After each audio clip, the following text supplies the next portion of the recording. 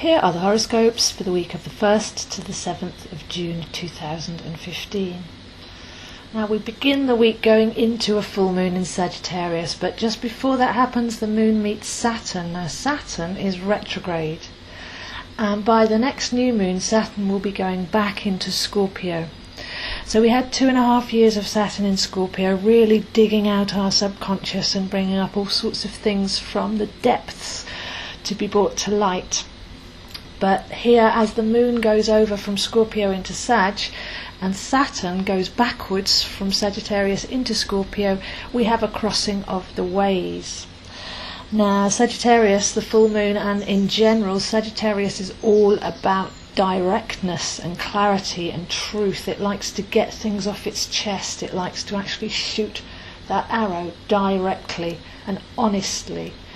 So there's a great deal of honesty around at the beginning of the week with that Saturn retrograde, the crossover point with the moon, and then we have the full moon in Sagittarius on Tuesday. So Saturn and the moon together opposite Mars, the Sun and Mercury. Now after the full moon we head towards a new moon by the moon waning.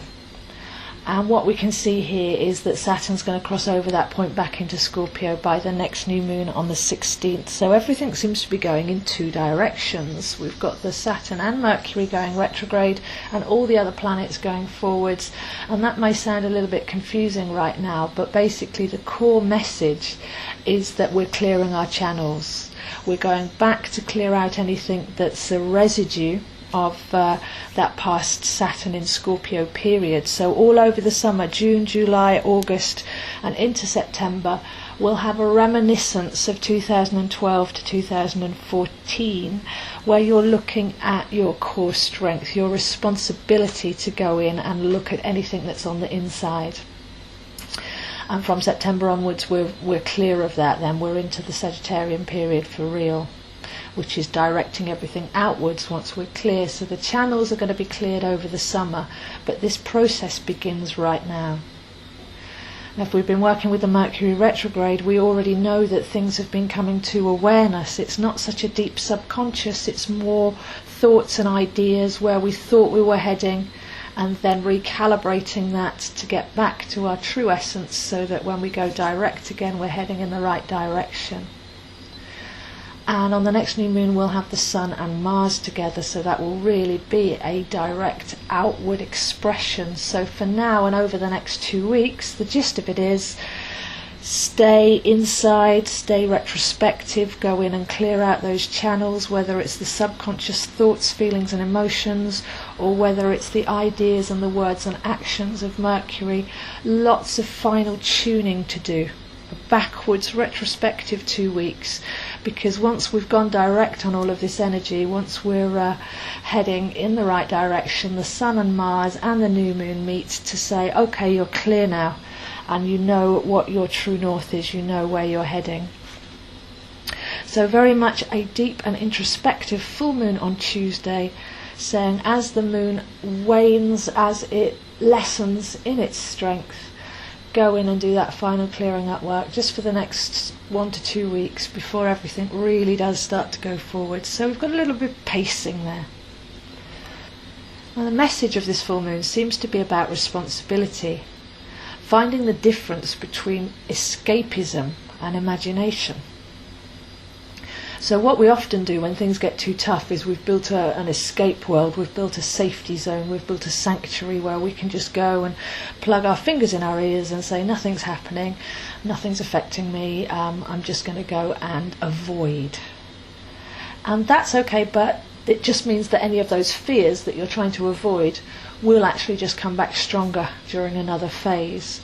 So we have a tough aspect to Neptune here, saying can you actually take that power of imagination, that power to create an alternative universe, but actually base it on something real? Can you actually take responsibility for what you're looking at without running away from it, and then work from that point in order to create something? Because we very much create our world through our imagination. But like I say, this isn't about avoidance, this is about actual co-creation. So can you actually support your own backbone rather than relying on external scaffolding is the basic message of this full moon. You may be shown where you've been avoiding, running away, deluding yourself, or just not facing up to reality. And that can be a little bit hard, but it's only for our own good, because we want to be basing everything now on reality before we step forwards at the next new moon. So it's very direct, it's very strong, it's very responsible. But have a look at where your stories are running. Is there anything that you're running away from? Because this is one of those you can run but you can't hide moments. But with all of this assistance around us, we've got the mental capacity with Mercury retrograde to go in and have a look at where we've been building our life from and whether it's actually supporting us, and make those calibrations. So there's a clearing of channels to kind of be very honest with ourselves. Sagittarius is an incredibly honest sign. It does no small talk, it gets straight to the point. It's the arrow of the constellation of Sagittarius points directly to galactic center, and like I say, it's that outward expression. Get things off your chest, be honest, be real, and be responsible, and therefore you'll be living a clean life. So we're going back to our roots. We're having a look at anything that's left from that Scorpio-Saturn phase, anything that we haven't cleared up yet in this year, and just a very refreshing feel to go in very kindly, honestly and gently to do that final work, so that when we're going direct again, we've got that pole star above our head. We know exactly where we're going, and we've got all the energy to get there. The channels are clear and our motivation is clear, because quite often we think we know what we want, but it's a good point right now to go in and actually figure out, well, is that actually what I still want? Is that actually what's good for me? Is that the best use of my soul expression energy? It doesn't all have to be difficult. It doesn't have to be constantly looking at the shadow, constantly going into the depths. Sometimes if we've done that work, then it's okay to just be golden and expansive and creative. So this week feels like going into the reflection of the Sagittarian, be true to ourselves, get to know our imagination and our magic and our power force, begin to look at where we're misdirected or where we've been misdirecting ourselves and start to get that back in line and clear those channels, and then to stand in the full sunshine with that Venus in Leo by Friday. And put some time into pure creativity. This is a great time to actually use our mind and use our heart to create something from the centre of ourselves. So those are the horoscopes for this week, and I'll see you next week. If you'd like to contact me for a session over Skype or in person, then please do. I'm on zoeheinz7@gmail.com, and we can explore together what these energies mean for you and much more about your natal chart and what's actually going on for you personally. Or if you'd like to engage in any of my courses, there's a whole variety of subjects there. There's a video and notes for each course and email access back to me, so you're not left on your own, but this is a great chance to put our mind to good use. So my subject of the month is numerology for Gemini, because Geminis are very quick-minded and it's the very high vibrational sign. So I'm offering the numerology course as my favourite course for this month, although you're very welcome to do any of them. And just to let you know, next week there will be a numerology workshop at my house on Friday the 12th, so for anyone in London, please do come along to that.